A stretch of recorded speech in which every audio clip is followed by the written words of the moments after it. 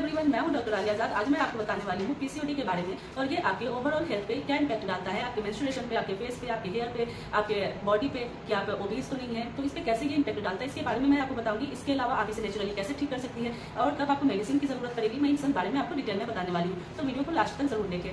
PCOD होता क्या है? पीसीओडी जो है पॉलीसिस्टिक ओवेरियन डिजीज या पीसीओएस पॉलीसिस्टिक ओवेरियन सिंड्रोम, ये दोनों एक ही है, इसी का अलग अलग नाम है। तो पीसीओडी जनरली क्या होता है कि हमारा जो ओवरी है वो एक बनाता है, एक का साइज इंक्रीज करता है, ओव्यूलेशन होता है, फिर पीरियड होता है और वो एक रिलीज हो जाता है पीरियड के साथ। तो अभी क्या है कि ओवरी जो एक बनाया वो एक बना, उसका साइज इंक्रीज हुआ, लेकिन वो एक रिलीज नहीं हो पाता है, वही हमारा सिस्ट बन जाता है। पॉलीसिस्टिक ओवेरियन डिजीज या पीसीओडी को ही सिस्ट बोलते हैं, वो सिस्ट बना देता है। सिस्ट कई टाइप के होते हैं, जिसमें डर्मोइड सिस्ट है, फंक्शनल सिस्ट है, एंडोमेट्रियोटिक सिस्ट है, हेमोरेजिक सिस्ट है, ये कई टाइप के होते हैं। और ये पीरियड को कई तरह से भी डिस्टर्ब कर सकता है। किसी किसी को पीरियड नहीं आता है, किसी को 2 महीने 2.5 महीने नहीं आता है, किसी को सिर्फ स्पॉटिंग होती है, तो किसी किसी को बहुत कम टाइम में ही आ जाता है। तो ये सारे सिम्टम्स होते हैं। जनरली पीसीओडी तभी मानते हैं जब आपके फेस पे बहुत सारे हेयर ग्रोथ हो जाते हैं, आपका हेयर फॉल होना शुरू हो जाता है, उसके साथ साथ आपका वेट गेन होना शुरू हो जाता है। अगर अल्ट्रासाउंड में पीसीओडी आया है और उसके साथ आपका फेस पे हेयर आ रहे हैं, हेयर फॉल हो रहा है या वेट गेन हो रहा है और पीरियड डिस्टर्ब हो रहा है, इसमें से कोई 2 चीज मिलता है, तभी हम मानते हैं कि आपको पीसीओडी है। अगर अल्ट्रासाउंड में सिर्फ पीसीओडी आया है और ना तो आपका मेंस्ट्रुएशन डिस्टर्ब है, ना आपके फेस पे हेयर है,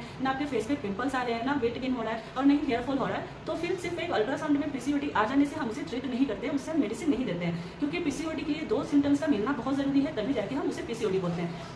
अगर आपके फेस पे एक्नी नहीं है, पिंपल्स नहीं आ रहे, फेस पे अनचाहे बाल नहीं है, आपका वेट गेन नहीं हो रहा है, हेयर फॉल नहीं हो रहा है, सिर्फ अल्ट्रासाउंड में पीसीओडी आया, तब आपको बिल्कुल भी उसका ट्रीटमेंट कराने की जरूरत नहीं है, क्योंकि ना तो आपका मेंस्ट्रुएशन डिस्टर्ब है, ना आपके फेस पे पिंपल्स है, ना हेयर का ग्रोथ है, ना हेयर फॉल हो रहा है, ना वेट गेन हो रहा है, तो फिर आप बिल्कुल भी पीसीओडी अगर आता है अल्ट्रासाउंड में तो उसका ट्रीटमेंट बिल्कुल ना कराएं, क्योंकि कई बार क्या होता है फंक्शनल सिस्ट होता है, वो अपने आप खत्म हो जाता है।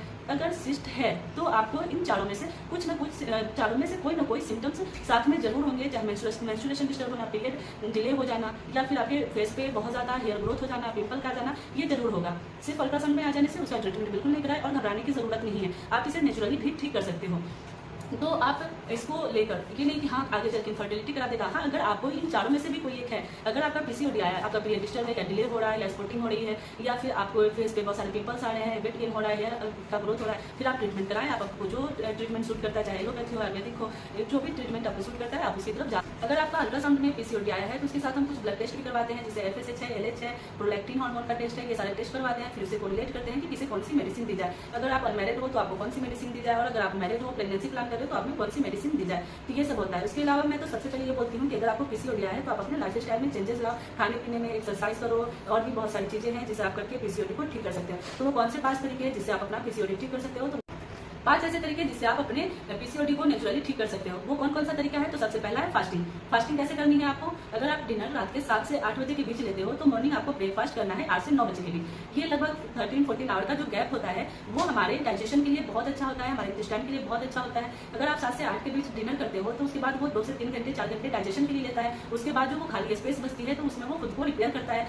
और अगर हमारा इंटेस्टाइन, हमारा स्टमक खुद को डेली रिपेयर कर लेता है तो फिर हमें कई सारी बीमारियों से भी बचाता है, हमारा हार्मोनल बैलेंस बना रहता है, जिसकी वजह से हमें बहुत सारी ऐसी बीमारी है जो हमें नहीं होगा। तो आप फास्टिंग जरूर करें, ये गैप जरूर रखें अपने डिनर से ब्रेकफास्ट के बीच में। अगर आपसे ये नहीं हो पाता है तो आप वीक में एक बार फास्टिंग जरूर करें। फास्टिंग जैसे कि आप कभी मॉर्निंग में जूस ले लिया, फिर दोपहर में आप कुछ हेल्थी खाना ही खाना है, जैसे दलिया है, सूप है, ये सब ले सकते हो। फिर नाइट में जो डिनर आप कर रहे हो उसमें भी कुछ सैलेड है, जूस है या फिर सूप है, ये ले लें, जिससे आपका जो डाइजेशन है डिटॉक्स होता रहेगा, आपकी बॉडी डिटॉक्स होगी, जिससे आपका डाइजेशन अच्छा रहेगा और हमारे इंटेस्टाइन को खुद को रिपेयर करने के लिए वो टाइम और गैप मिल जाएगा। तो आप ये जरूर करें।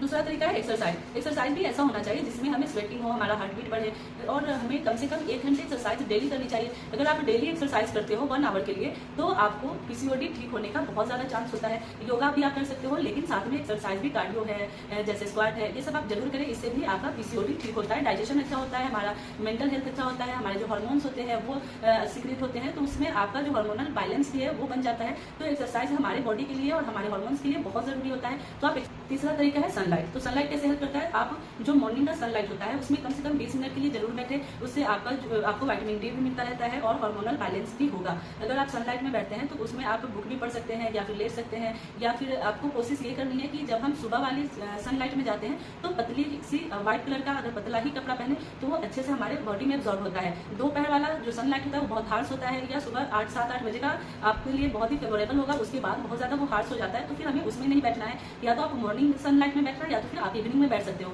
जो ये बीच वाला ड्यूरेशन होता है वो बहुत ज्यादा हार्श होता है, तो उसमें आपको अवॉइड करना है। क्या है वाटर। वाटर आपका कैसे हेल्प करता है, तो वाटर आपको वाटर इनटेक बढ़ाना है। वाटर आप अगर जितना ज्यादा लेते हैं वो आपके अंदर की गंदगी को उतना ही ज्यादा वॉश आउट करती है। तो आप ये कोशिश करें कि आप अपना वाटर इनटेक बढ़ाना है। और दूसरा तरीका ये है कि अगर वाटर का आप वेट पैक लेते हैं, वेट पैक कैसे लेते हैं कि एक टॉवेल को या एक कॉटन कपड़े को भिगाकर आप अपने वेस्ट में यानी कमर में लपेट ले, एक भीगे कपड़े को आप अपनी गर्दन में लपेट ले और एक भीगे कपड़े को आप अपने हेड पे, ये जो फोरहेड वाला एरिया है, ऐसे लपेट ले। तो इसमें क्या होता है कि कुछ ठंडा फिर बीच का कुछ पोर्शन गर्म, फिर ठंडा फिर गर्म, ऐसे होकर दो टेम्परेचर हमारी बॉडी को जब मिलता है तो हमारी बॉडी दोनों टेम्परेचर को एडॉप्ट करने की कोशिश करती है। उससे आपका पीसीओडी ठीक हो सकता है और ये आपको कंटिन्यू 3 मंथ करना होता है। ये अगर आप कंटिन्यू 3 मंथ करते हैं तो ये भी आपके पीसीओडी को ठीक करने में मदद करती है।